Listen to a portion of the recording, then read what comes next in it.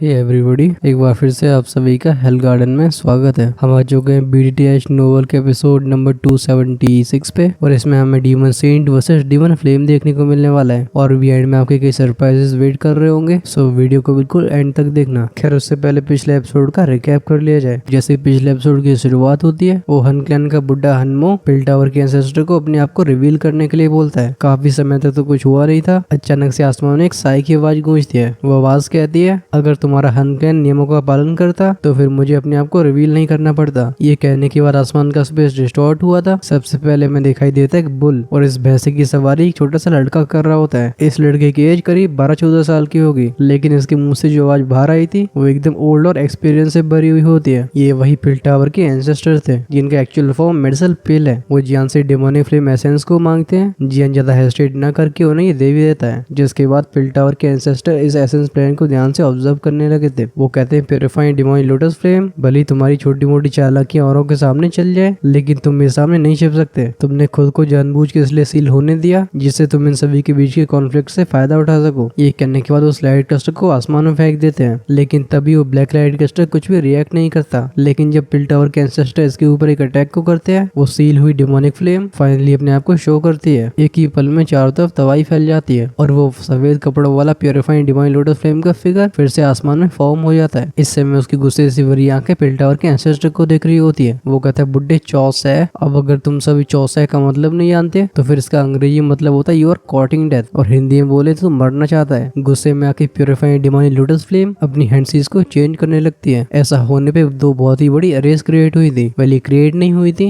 ये अरे एक्टिवेट हो गई थी, क्योंकि इन अरे को क्रिएट करने वाले प्यूरिफाइंग डिवाइन लोटस सेंट होते हैं। ये अरे इतनी बड़ी होती है कि इन दोनों फॉर्मेशंस ने पूरे रेन को कवर कर लिया था। वो डिमोनिक फ्लेम का फिगर बोलता है, आज मैं तुम सभी को अपना फायर स्लेव बना लूंगा। ये कहने के बाद वो अपने हाथ को खाली हवा में प्रेस करता है। वो दोनों फॉर्मेशंस रोटेट होना शुरू हो जाती हैं और इनके बीच में एक टेरिफाइंग एनर्जी जन्म लेती है। नीचे जो जमीन की फॉर्मेशन थी उसका नाम था अर्थ फॉर्मेशन और आसमान वाली का स्काई अरे। अर्थ अरे की लेजर बीम टारगेट करती है ओल्ड मैन हनमो के ग्रुप को और आसमान वाली पिल टावर के एंसेस्टर के ग्रुप को। भले ही दोनों पार्टियों से अपनी पूरी स्ट्रेंथ का यूज करके इस लेजर बीम को रोकने की कोशिश करी थी, लेकिन एंड में उनके डिफेंसेस के परकच्चे उड़ जाते हैं और ये लेजर बीम उन सभी से आके टकरा जाती है। लेकिन इससे पहले डिवाइन फ्लेम ज्यादा खुश हो पाती या हो पाता, जिस जगह पे दोनों लेजर बीम टकराई थी वहाँ पे एक सफेद रंग का गोला दिखाई देता है और इसके अंदर था जियान का ग्रुप। भले इस समय इन सभी की हालत काफी मिजरेबल लग रही हो, लेकिन कोई भी घातक तरीके से चोटिल नहीं होता। इस समय जियान अनकॉन्शियस स्टेट में जा चुका था और इसके शरीर को एक एनर्जी कवर कर लेती है। जब सभी जियान को देखते हैं तो वो जियान जिसकी आंखें इस समय बंद थी, हम उन्हें अचानक से खुलते हुए देखते हैं, लेकिन इस समय उसकी आंखों का वो काला रंग एकदम क्रीम व्हाइट में ट्रांसफॉर्म हो चुका होता है। अब खैर ये भला क्या है, आई गेस तुम लोग समझ ही चुके होगे, लेकिन आगे की स्टोरी को जानने के लिए देखते रहो इस वीडियो को। जियान की बॉडी को जिस इल्यूजरी फिगर ने रैप करके रखा होता है उसे देख के जूनर का ग्रुप एकदम स्टैंड रह गया था। आखिर लेजेंडरी प्यूरिफाइंग डिवाइन लोटस सेंट जियान के ऊपर क्यों अपीयर हुआ। इस समय यालाओ भी काफी टेंशन में लग रहे थे। तभी अचानक से ऐसा लगता है उन्हें कुछ याद आया है। वो कहते हैं, लगता है ये उस एंशिएंट मैप से रिलेटेड है, क्योंकि सिर्फ वही एक ऐसी चीज है जो कि प्यूरिफाइंग डिवाइन लोटस सेंट और जियान के बीच में रिलेशनशिप साबित करती है। जियान ने नक्शों के टुकड़ों को इकट्ठा करने के लिए अपनी जी जान लगा दी थी, लेकिन तब भी उसे बस अंत में जाके कुछ इन्फॉर्मेशन नहीं मिली। लेकिन यालाओ को अच्छे से याद होता है कि जब वो मैप के टुकड़े एक साथ इकट्ठे हुए थे तो फिर एक रोशनी जियान के दिमाग में एंटर कर जाती है। अभी जो जियान के साथ हो रहा है शायद उसका लेन देना उस लाइट से है। अभी जूनर काफी ज्यादा एंशियस दिखाई देती है। वो कहती है, हमें क्या करना चाहिए। किसी को पता नहीं होता कि प्यूरिफाइंग डिवाइन लोटस सेंट अच्छा इंसान है या फिर बुरा इंसान है, लेकिन इस समय जियान की बॉडी को पोजेस कर रहा है। अगर कोई भी अनएक्सपेक्टेड सिचुएशन क्रिएट होती है तो फिर सबसे ज्यादा नुकसान तो जियान को पहुंचेगा। ये सुन के पिल टावर के एंसेस्टर गहरी आवाज में कहते हैं, तुम सब इतनी जल्दी पैनिक मत हो। अब क्योंकि डिमोनिक सेंट ने हमें रेस्क्यू किया है तो फिर उनके इंटेंशंस गलत नहीं होनी चाहिए। मुझे लगता है इनका लक्ष्य प्यूरिफाइंग डिवाइन लोटस फ्लेम है। इस समय ओल्ड मैन हनमो के साथ साथ सभी की आंखें जियान के ऊपर लॉक हो चुकी थी।